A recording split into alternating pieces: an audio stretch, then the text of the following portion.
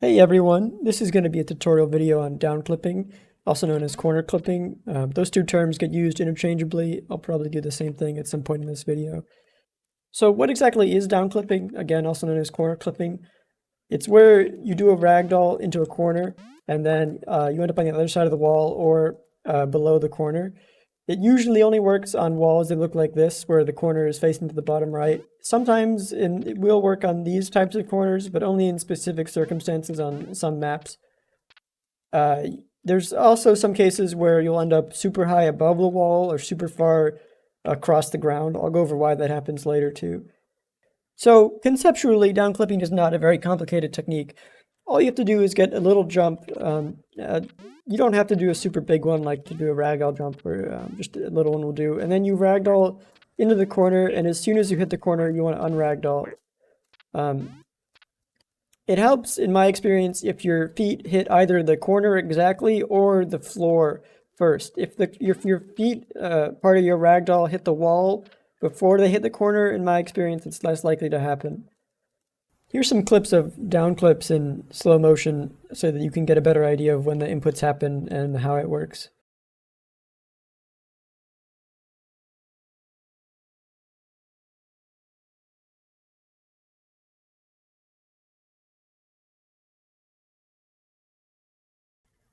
So as I mentioned before, there are a couple of cases where you can clip down to the left corners. These are the two of them here.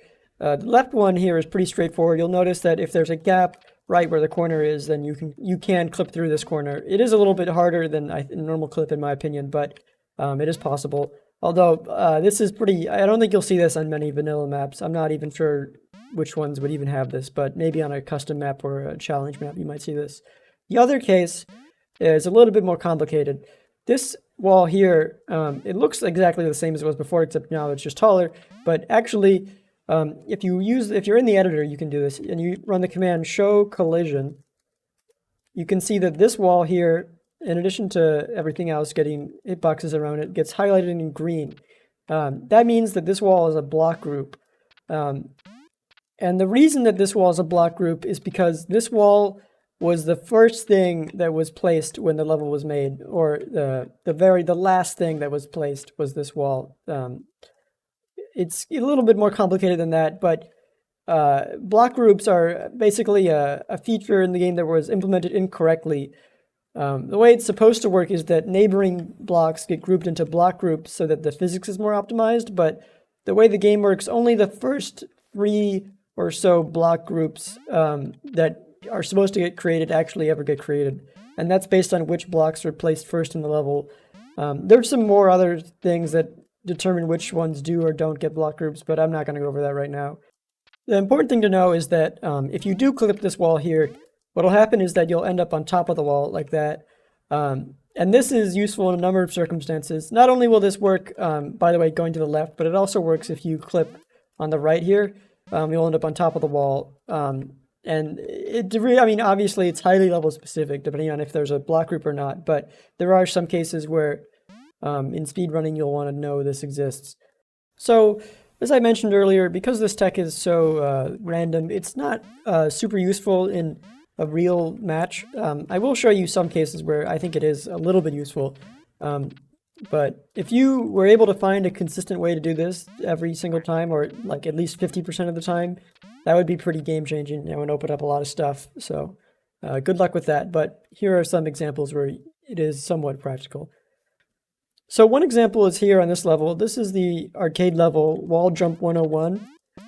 If you come up the side here when you're doing like the fast route, this wall here is a block group, which means that you can clip this corner here, and if you do, you'll end up, sometimes you'll end up up here, and then you can get a faster time. This is really only useful if you are literally hunting the world record.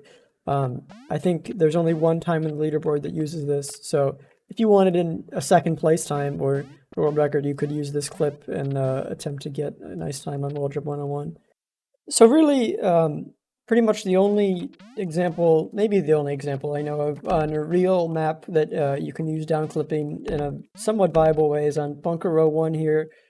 You can down clip this locked door here to get into the sniper room. And then what you can do is you can do a clip grab to get the gun out, and then you can use the gun without getting the key like this. Oh, I missed.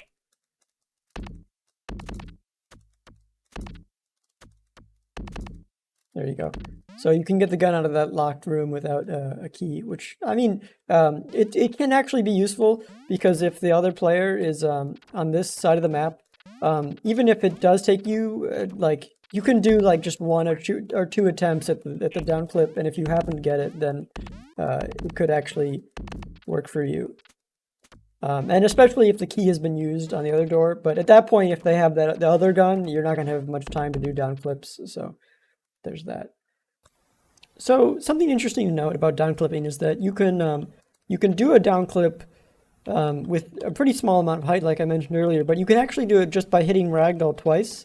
Because you'll when you do that, you'll like jump up a little bit above the ground, and this is enough height to do a down clip. But the interesting thing about this is that that means that you can try and beat levels without ever hitting the jump button, which is pretty fun.